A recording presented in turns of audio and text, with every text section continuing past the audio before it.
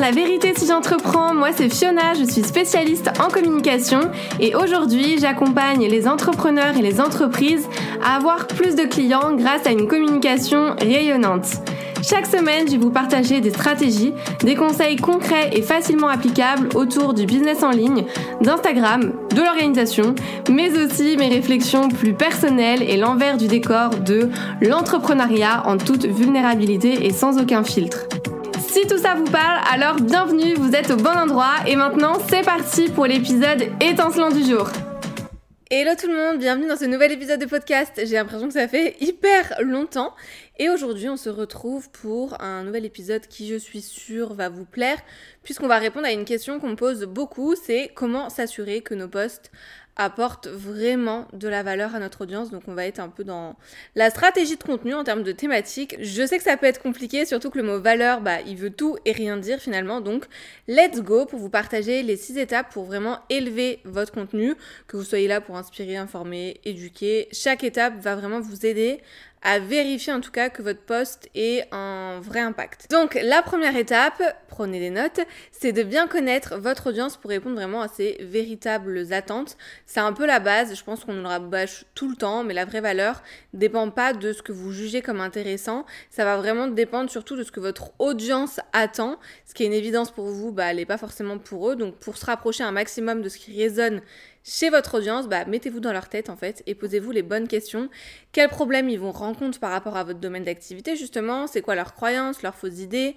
C'est quoi les désirs et les besoins auxquels ils n'osent pas forcément admettre, ils n'osent pas exprimer et pourtant ils veulent avoir. Et pour vous aider à mieux comprendre votre audience, vous pouvez consulter des forums, des groupes Facebook, des sites de questions-réponses un petit peu comme Quora par exemple sur différentes thématiques. Vous pouvez envisager de faire des sondages et d'interviewer directement vos abonnés, vos anciens clients pour obtenir vraiment des insights précieuses qui vont vous aider au quotidien. Et si vous êtes à court d'idées, demandez des suggestions d'outils ou même des ressources à tester. Et ça, ChatGPT, j'arrive jamais à le dire, peut vraiment vous aider à creuser tout ça avec un angle, on va dire, différent. Deuxième étape, c'est de définir l'objectif du post avec précision. Votre post, il doit avoir vraiment une mission claire et bien définie pour savoir où est-ce que vous allez où est-ce que vous voulez emmener surtout vos abonnés. Est-ce que vous voulez inspirer? Est-ce que vous voulez divertir? Est-ce que vous voulez informer? Est-ce que vous voulez éduquer? Quelle émotion vous avez envie de transmettre? Bref, les posts qui captivent vraiment vont remplir généralement un de ces rôles-là. Donc, c'est-à-dire inspirer, ça peut être partager une leçon tirée de votre expérience, de votre parcours. On va être plus sur connecter avec son audience. Divertir, c'est peut-être amener une touche d'humour tout en faisant passer un message. Informer, c'est plus tout ce qui va être les nouvelles tendances, des choses qui ouvrent à la réflexion, au débat, etc. Et puis la partie éduquer, bien sûr, c'est partager des conseils concrets ou déconstruire des idées reçues, etc. Si l'objectif est différent, forcément les résultats seront différents. Vous n'allez pas regarder les statistiques, les mêmes statistiques pour chaque post. Donc votre petit exercice pratique, si vous l'acceptez, c'est que quand vous allez écrire votre post, posez-vous toujours cette question de si quelqu'un lisait ce post, est-ce qu'il en ressortirait avec quelque chose? Le simple fait en fait de poser cette intention qui est précise, c'est déjà vous assurer en soi que le post a une base solide en termes de valeur, on va dire. Ensuite, étape number 3, avec mon accent English qu'on adore, analyser ce qui fonctionne ailleurs et adapter aussi, histoire de pas copier. Si vous remarquez que certains posts attirent particulièrement votre attention, faites une pause et prenez le temps d'observer tout ça. Vous pouvez du coup vous poser des questions pour voir pourquoi vous êtes arrêté sur ces posts, qu'est-ce qui vous a poussé à cliquer sur voir plus, pourquoi vous avez continué à lire, est-ce que c'est le format, est-ce que c'est l'information, est-ce que c'est les expressions que la personne a utilisées, quels détails vous ont frappé, c'est quoi l'émotion que vous avez vraiment ressentie en regardant ce post, qu'est-ce que vous avez retenu en particulier. En fait, là, quand vous répondez à ces questions, l'idée c'est de mettre de côté ou en tout cas de noter justement les posts qui vous ont fait réagir et d'observer comment vous pouvez vous intégrer des éléments similaires dans votre propre contenu, dans votre propre style. Donc analysez vraiment ce qui capte votre attention et pourquoi, surtout, je pense que c'est le plus important, parce que c'est souvent un guide en fait pour enrichir justement vos propres publications qu'on a tendance un petit peu à sous-estimer. Ensuite, 4e étape, c'est d'apporter un élément d'exclusivité ou de surprise. En fait, là, l'objectif, c'est de vous poser la question, qu'est-ce qui rend ce post unique ?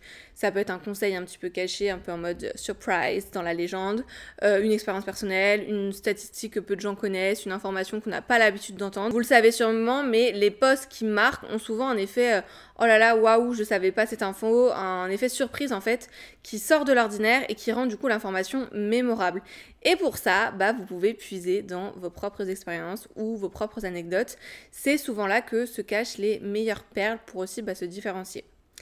Étape numéro 5, donc on s'approche de la fin, vous l'aurez compris, c'est de construire un rythme visuel. Alors je mets des guillemets parce qu'on n'est pas que sur la partie visuelle, mais là l'idée c'est vraiment de structurer votre post pour qu'il soit le plus facile à lire. Donc par bloc de test, des blocs de texte bien espacés, bien aérés, avec des emojis bien placés sans surcharger l'information, des listes à puces, etc. pour rendre en tout cas votre contenu le plus digeste possible.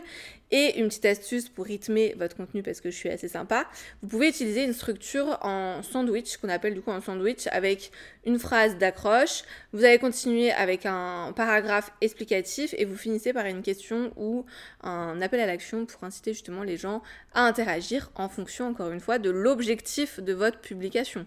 Comme quoi, rien n'arrive par hasard dans les étapes. Et la dernière étape, c'est de réutiliser ce qui fonctionne bien. En fait, là, vous allez clairement analyser vos anciennes publications qui ont déjà bien marché, c'est-à-dire qui ont généré des interactions globalement, et vous allez identifier les sujets ou les formats qui ont marché en tout cas, et vous allez voir comment vous allez pouvoir les revisiter, soit sous un autre angle, ou même les transformer en série. Comment transformer ça en exemple pratique ? Si un post justement a très bien marché en proposant une astuce, vous pouvez vous dire, vous allez créer une série avec des astuces similaires en fait, que vous allez découper, parce qu'encore une fois, le recyclage de contenu, c'est une façon de continuer à engager votre audience sur des sujets qui la captivent, et croyez-moi, votre audience ne se souvient pas de vos posts d'il y a 3 mois. Je sais même pas s'ils se souviennent vraiment de votre post d'il y a une semaine pour vous dire. Donc voilà, là c'est 6 étapes pour vérifier que chaque post que vous publiez a de la valeur.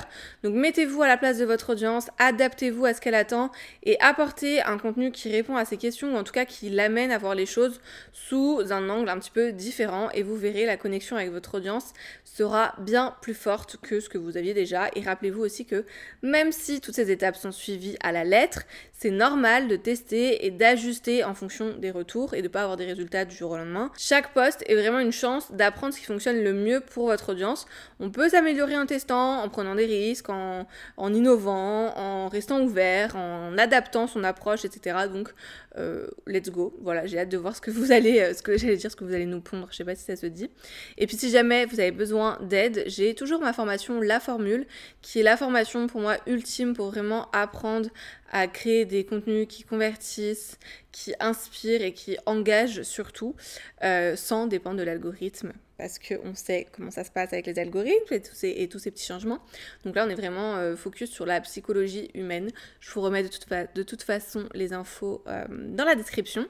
Et puis, je vous dis à bientôt. Vous avez sûrement remarqué que le rythme du podcast a changé. Je ne vais pas vous dire à la semaine prochaine parce que voilà, je pense faire 1 ou 2 épisodes par mois, le temps de revenir pleinement, puisque ça y est, je suis en congé maternité pour ceux qui ont suivi. Donc voilà, vous savez tout. Je vous dis à très vite. C'est tout pour aujourd'hui, j'espère que cet épisode vous a plu. N'hésitez pas à vous abonner si vous ne voulez absolument pas manquer les prochains épisodes et à laisser 5 étoiles pour me soutenir. Vous pouvez me retrouver sur Insta pour encore plus de conseils ou si vous voulez simplement papoter. En tout cas, merci de m'avoir écouté, je vous dis à très vite pour un nouvel épisode La vérité si j'entreprends. Je vous fais des bisous.